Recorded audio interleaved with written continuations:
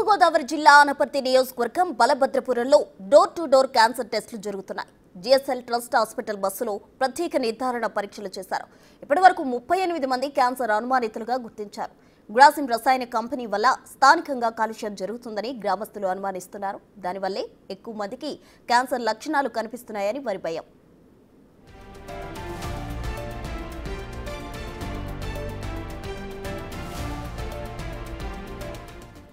గ్రామంలో ప్రతి వ్యక్తి నుంచి బ్లడ్ శాంపిల్ సేకరించి క్యాన్సర్ పరీక్షలు నిర్వహించాలని ఎమ్మెల్యే నలిమిల్లి రామకృష్ణారెడ్డి ఆదేశాలతో వైద్య పరీక్షలు జరుగుతున్నాయి. స్థానికుల ఆందోళనకు అర్థముందని ఎమ్మెల్యే చెప్పారు.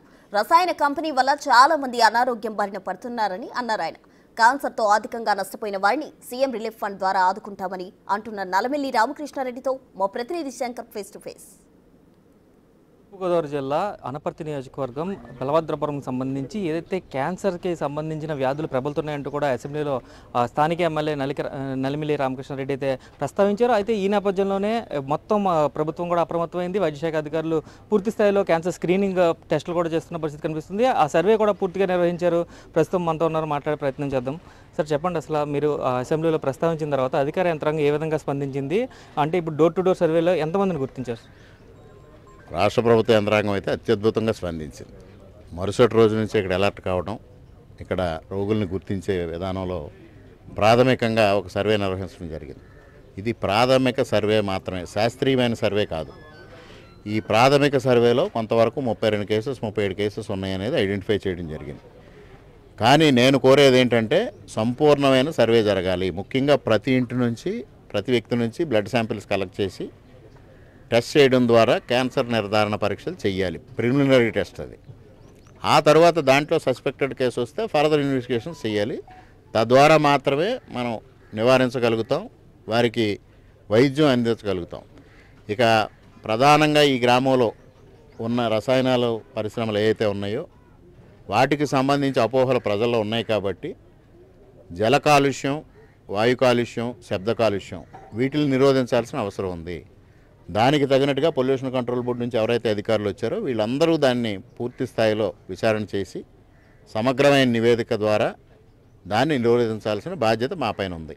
సార్, అంటే ఇప్పుడు క్యాన్సర్ కేసెస్లే కాకుండా కాలేయానికి సంబంధించిన కేసెస్, అది లివర్ ట్రాన్స్ప్లాంటేషన్ జరిగిన చిన్నపిల్లలు కూడా ఉన్నారు కదా, దానికి సంబంధించి ఈ గ్రౌండ్ లెవెల్ వాటర్ పొల్యూట్ అయిందని మీరు భావిస్తున్నారు? ఒకే గ్రామంలో ఒక rare of the rarest variety of liver transplant చేయాల్సినంత దారుణమైన పరిస్థితికి వెళ్ళిన లివర్ డిజార్డర్ వచ్చింది అంటే దానికి తప్పనిసరిగా ఏదో కారణం ఉంది.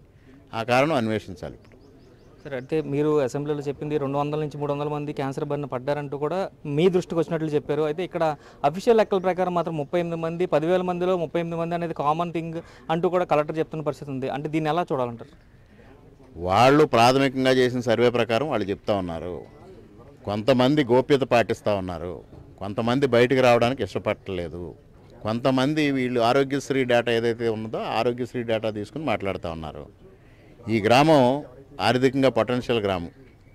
అనేక మంది ప్రైవేట్ ఆసుపత్రులకు వెళ్ళి లేకపోతే హైయర్ సెంటర్స్కి వెళ్ళి ట్రీట్మెంట్ చేసుకున్న విధానం కూడా ఉంది. అందువల్లనే నేను అడిగేది గ్రామంలో ప్రతి ఇంటి నుంచి బ్లడ్ శాంపిల్స్ కలెక్ట్ చేయాలి. అప్పుడు మాత్రమే ప్రాథమికంగా ఒక అంచనాకు రాగలుగుతాం. సార్, గతంలో కూడా మీరు గ్రాసిం ఇండస్ట్రీ పెట్టేటప్పుడు కూడా ప్రజాభిప్రాయ సేకరణ అయితే ఖచ్చితంగా కరెక్ట్గా జరగలేదంటూ కూడా మీరు అప్పట్లో కూడా పోరాటం చేశారు. సో ఆ కంపెనీ ద్వారానే ఈ అంతా కూడా జరుగుతుందంటే దగ్గరలో ఉంది కాబట్టి ఆ కంపెనీ వల్ల పొల్యూట్ అవుతుందని అనుకున్నారు. అదే అభిప్రాయం ప్రజలందరూ వ్యక్తం చేస్తున్నారు. దానిపైన ఇప్పుడు విచారణ జరుగుతూ ఉంది.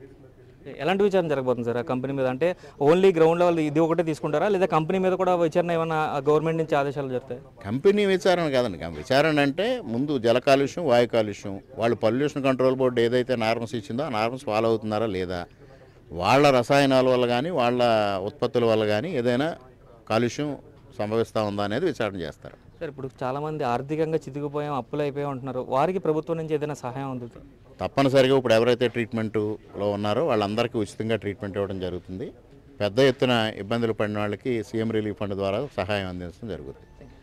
ఇది చూసుకున్నట్లయితే సీఎం రిలీఫ్ ఫండ్ ద్వారా నష్టపోయిన వారందరికీ కూడా సహాయం అందిస్తాం. అదేవిధంగా ప్రస్తుతం అయితే తాత్కాలికంగా మాత్రమే జరుగుతుంది, తాత్కాలికంగా మాత్రమే సర్వే జరిగింది. అయితే కంప్లీట్గా డోర్ టు డోర్ ప్రతి ఇంట్లో కూడా బ్లడ్ శాంపిల్స్ కలెక్ట్ చేసి సమగ్ర ఏదైతే దీనికి సంబంధించి సమగ్ర పరీక్షలు చేసిన తర్వాత ఒక పర్ఫెక్ట్ నెంబర్ వస్తుంది. అలాగే జల కాలుష్యం, వాయు కాలుష్యానికి సంబంధించి పూణే నుంచి వచ్చిన టీం సమగ్ర సర్వే చేపడుతుంది. దీనికి సంబంధించిన రిపోర్ట్లు వచ్చిన తర్వాత ఎలాంటి యాక్షన్ ప్లాన్ ఉంటుందనేది కూడా ప్రభుత్వాన్ని దృష్టికి తీసుకెళ్తామంటూ కూడా చెప్తున్నారు నల్లిమిల్లి రామకృష్ణారెడ్డి, స్థానిక ఎమ్మెల్యే. ఇది ఇక్కడ పరిస్థితి. కెమెరామెన్ రవితో శంకర్, బిగ్ టీవీ.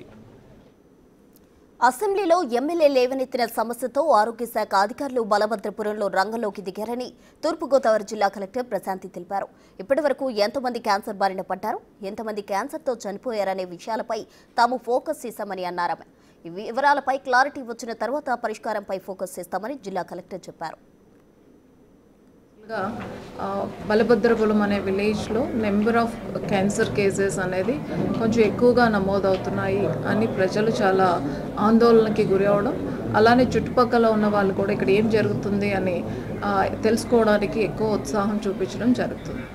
అలానే మనకి లాస్ట్ వీక్ ఒక 5 days బ్యాక్ కూడా మన ఆనరబుల్ ఎమ్మెల్యే గారు ఈ ఇష్యూని అసెంబ్లీలో కూడా రైజ్ చేయడం జరిగింది. సో ఆయన కన్సర్న్స్ అలానే ఏదైతే ఆయన ఎక్స్ప్రెస్ చేశారో దానికి రెస్పాన్స్గా గవర్నమెంట్ పూర్తి స్థాయిలో స్పందించడం జరిగింది. లోకల్గా మనకి ఏదైతే డిఎంహెచ్ఓ కంట్రోల్లో టీమ్స్ ఉంటాయో ఆ టీమ్స్ని, అలానే మెడికల్ కాలేజ్ నుంచి కూడా కొన్ని టీమ్స్ని పంపించడం, అలానే ఎప్పటికప్పుడు డైరెక్టర్ మెడికల్ ఎడ్యుకేషన్ ద్వారా గైడెన్స్ ఇస్తూ మనకి కొన్ని టీమ్స్ని ఫామ్ చేసుకొని ఇమ్మీడియట్గా మనం డోర్ టు డోర్ సర్వైలెన్స్ అనేది చేయడం జరిగింది. సర్వైలెన్స్ చేసేటప్పుడు 2 aspects వెరిఫై చేయడం జరిగింది. ఎంతమంది క్యాన్సర్తో బాధపడుతున్నారు, ట్రీట్మెంట్ తీసుకుంటున్నారు, అలానే ఎంతమంది క్యాన్సర్ వలన చనిపోయారు, అలానే క్యాన్సర్కి సంబంధించిన సిమ్టమ్స్ ఏమైనా ఉన్నాయా అని అలా చూసేటప్పుడు మాకు ఇక్కడ టోటల్గా 32 కేసెస్ అనేది క్యాన్సర్తో సఫర్ అవుతున్న వాళ్ళు ఐడెంటిఫై అయ్యారు. అందులో 17 కేసెస్ ట్రీట్మెంట్ అయిపోయింది and they are healthy and they are leading their normal life. ఒక్క అనపర్తిలోనే కాకుండా రాష్ట్ర వ్యాప్తంగా క్యాన్సర్ పరీక్షలు చేస్తున్నామని అన్నారు మంత్రి సత్యకుమార్ యాదవ్. ఇప్పటివరకు 4,10,00,000 మందికి స్క్రీనింగ్ టెస్టులు జరిగాయి. 1,40,000 మందికి క్యాన్సర్ అనుమానిత కేసులు గుర్తించామని చెప్పారు మంత్రి సత్యకుమార్ యాదవ్. అనపర్తి గౌరవ శాసనసభ్యులు అసెంబ్లీ సమావేశంలో చివరి రోజు నాడు బలభద్రపురంలో అత్యధిక సంఖ్యలో కేసులు నమోదవుతున్నాయని, అత్యధిక సంఖ్యలో మరణాలు సంభవిస్తున్నాయని వారు అసెంబ్లీ వేదికగా ప్రస్తావించారు. వారి వ్యాఖ్యల్ని పరిగణలోకి తీసుకున్న ఆరోగ్య శాఖ ఒక సమీక్ష నిర్వహించి 31 టీంలని బలభద్రపురంకి పంపడం జరిగింది. అంటే దాదాపు 4,10,00,000 మందికి స్క్రీనింగ్ పరీక్షలు నిర్వహించడం మొదలుపెట్టాం. దీంట్లో ఇప్పటిదాకా 47% అంటే 1,92,00,000 మందికి స్క్రీనింగ్ పరీక్షలు నిర్వహించడం జరిగింది. దాంట్లో దాదాపుగా 60,000 మంది